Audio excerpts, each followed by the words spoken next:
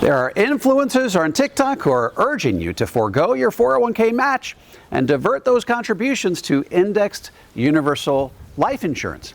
And in episode 1 of my new series called Fibs of TikTok, I'll debunk that recommendation once and for all. Hey folks, I'm David McKnight, best-selling author of The Power of Zero. Over the past few months, I've seen IUL agents on TikTok urging their followers to stop contributing to their 401k, even if it has a match. They should instead redirect those contributions, minus the match, to Index Universal Life. Now, don't get me wrong, I do like Index Universal Life for the right person in the right situation, but this recommendation violates the very laws of the investment universe and should be rejected out of hand. In today's video, I'm going to break down a TikTok video in which the IUL agent not only advocates for the strategy, but claims to have the math in his corner. So the IUL agent begins by laying out the variables used in his 401k projection. Take a listen. Should I save into my 401k even if there's a match? That's a great question. Why don't we compare the numbers side by side? Let's say you're 35 years old, you're max funding your 401k, $20,000 a year, $5,000 match. You want to retire in 30 years and you're getting a 7% rate of return without fees. You should get $2.5 million.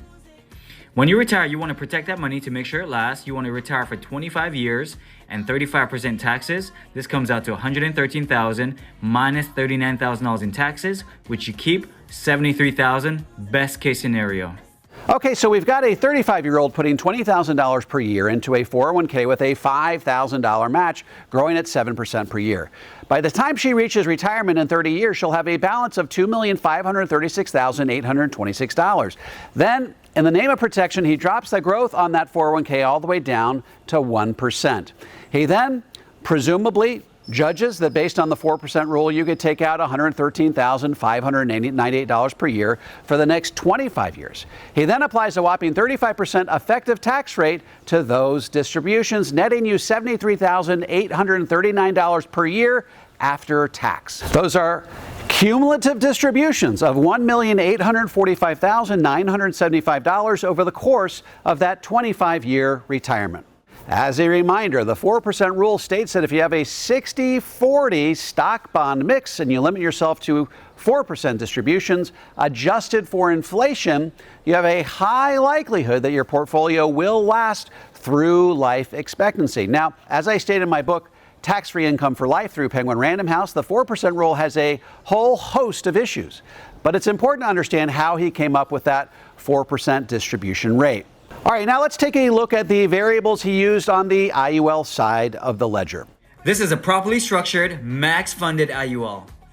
35-year-old female, very good health, saving $20,000 a year without a match. Also showing 7% rate of return with fees. At retirement, they're projected to get over $116,000 tax-free from 66 all the way to 90 years old. Would you rather have $73,000 or $116,000? The choice is yours. Okay, so he's growing the cash value at 7.09% gross of fees over the life of the program. And once he hits retirement, he's pulling out a flat $116,544 tax-free every year through age 90. Those are cumulative tax-free distributions of $2,913,600. So when you total the cumulative distributions from both approaches, here's what you get. According to his projections, the IUL will produce $1,067,625 more income than a 401k with a match. In other words, by taking that company match instead of utilizing the IUL, you just made $1 million mistake. Seems like the IUL is a no-brainer, right? Well, not exactly. Let's begin by addressing the fatal mathematical errors he used in his 401k projection. First, let's address his presumed use of the 4% rule. You can't use the 4% rule in your comparison unless you stand by all of the mathematical principles that make the 4% rule work in the first place. For starters, the 4% rule is generally built around a 60-40 stock bond portfolio makeup. It is presumed that you would stick to a similar portfolio makeup over the arc of that 25-year retirement. It wouldn't therefore be in keeping with the 4% rule to drop the rate of return down to 1% day one of retirement. The 4% rule is designed to give you a high level of confidence that you won't outlive your money regardless of market returns. So the reduction in rate of return and the projection is his first major mistake. Okay, now let's address the actual rate of return in the 401k. I think that 7% is a bit low. If he really is operating by the 4% rule, then we can assume a rate of return that's much more consonant with that 60-40 portfolio makeup. Studies show that this stock bond mix should produce a return much closer to 8% over time. I'm also not comfortable with him not including an expense ratio for the 401k. Assuming the 401k is with a large size company, we could expect an expense ratio of around 50 basis points. So we should probably project a more realistic 7.5% net rate of return over time. Next, the 4% rule by definition is adjusted for inflation. So to be more realistic, he would need to start by taking an actual 4% of his balance day one of retirement and then adjust those withdrawals for inflation every year thereafter. So we would begin by taking 4% of $2,584,985 on day one of retirement, which is $103,399. We would then adjust that withdrawal by 3% per year to keep up with inflation. That would give us cumulative pre-tax withdrawals of $3,769,852 over the arc of that 25-year retirement. All right, let's address his use of the 35% effective tax rate. In my estimation, this tax rate is way too high, and this is coming from a guy who thinks that tax rates in the future will likely be twice as high as they are today. Here he seems to be conflating marginal tax rates with effective tax rates, or maybe he's just taking a wild stab in the dark. When you're calculating after-tax income in retirement, you must use an effective tax rate. This tells you the blended tax rate that needs to be applied to all of your 401k distributions. Here's how it would break down in real life. If you retire today as a married couple, your standard deduction would offset the tax on the first $27,700 of that $103,399 distribution. So you paid zero tax on the first $27,700. That would bring your taxable income in year one of retirement down to $75,699. You then pay 10% on the next $22,000. After that, you'd pay 12% on the remaining $53,699. You could then apply an effective 4% state tax rate to the entire $75,699. That number could change depending on your state. So if you crunch all the numbers, that would put your effective tax rate at much closer to 11%.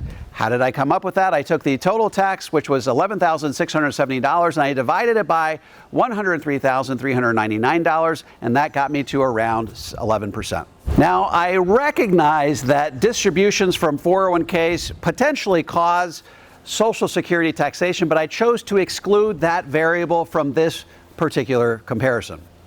Now, even if you believe, as I do, the tax rates will have to double for all taxpayers in the future to pay for unfunded obligations for Social Security, Medicare, Medicaid, and interest on the national debt, that would still only put their tax rate at 22%, and that's if you retired today. Well, here's the problem. Tax brackets adjust to keep up with inflation. So 30 years from now, the effective tax rate on this level of distributions would likely be even lower. So I think if we adjusted the effective tax rate downward to 20% to account for likely tax increases in the future, then we're much closer to the tax rate they're likely to have to pay. Okay, next we'll talk about his failure to account for the difference between pre-tax dollars and after-tax dollars in the comparison.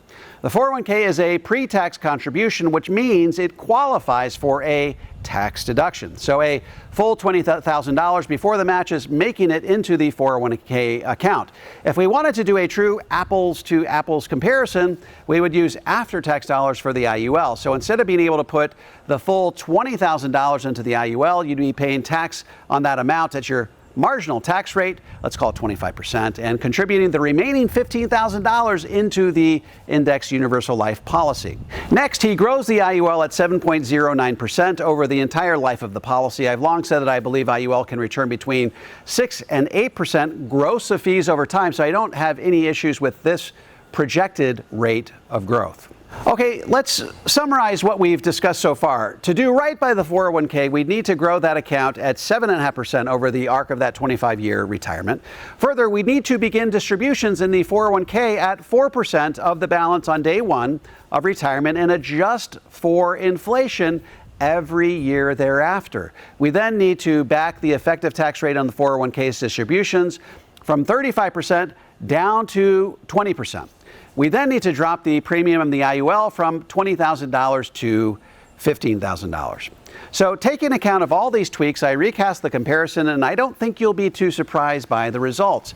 After crunching all the numbers based on these updated variables, I determined that the 401k now distributes $3,015,881 net after tax, and the IUL distributes $2,185,200 tax-free. So by taking the advice in this TikTok video, you would have conservatively cost yourself at least $830,681.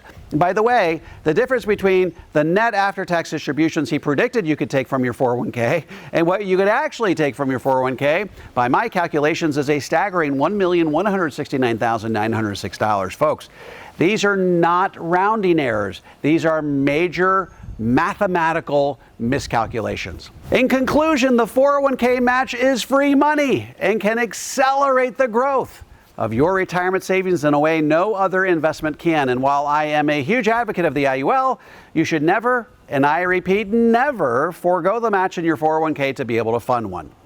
Just remember, folks, the IUL is not the silver bullet. It's made out to be on TikTok and elsewhere on social media. The truth is the IUL will give you 5 to 7% net of fees over time, which makes it a compelling bond alternative. Reach into your portfolio, take out the bonds, replace it with Index Universal Life, and you'll increase your returns, lower your risk, lower the standard deviation of your entire portfolio, and achieve a better outcome over time. Furthermore, you'll have a death benefit that you can receive in advance of your death for the purpose of paying for long-term care.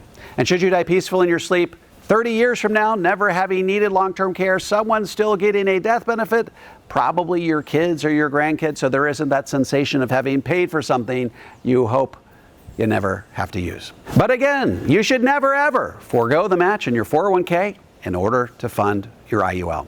Okay, folks, this concludes episode 1 in my ongoing Fibs of TikTok series, where I expose the half-truths, lies, and exaggerations about Index Universal Life. By the way, if you're planning to put out a misleading IUL video of your own, beware.